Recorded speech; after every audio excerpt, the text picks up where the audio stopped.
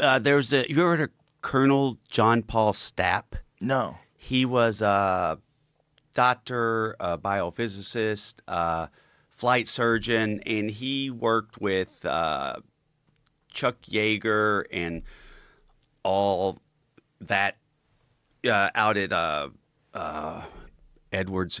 It's now Edwards Air Force Base, and they were conducting experiments on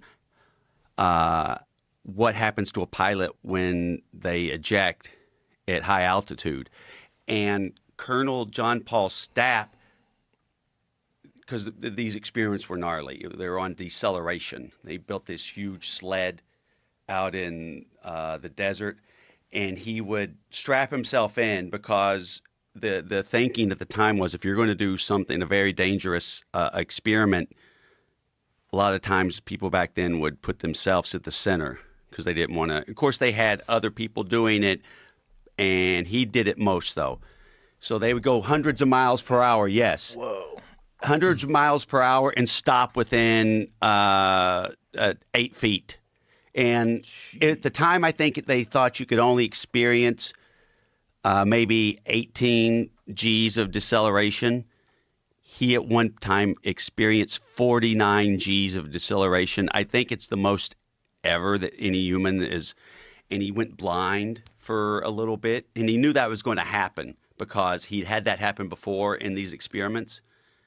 And the night before, the one where he got 49 Gs, experienced 49 Gs, he went around his house with his eyes closed and just trying to do things like cook. And if he did go blind forever, he's one of the most. He at one time he was known as the fastest man alive.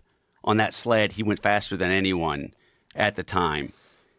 He's the reason we have seatbelts in cars. He's one of the most brilliant men of the 20th century. He was on the cover of Time magazine. No one knows who he is today. Wow. But he talked about survivor's euphoria, and that's where I learned about it. What did he say about it?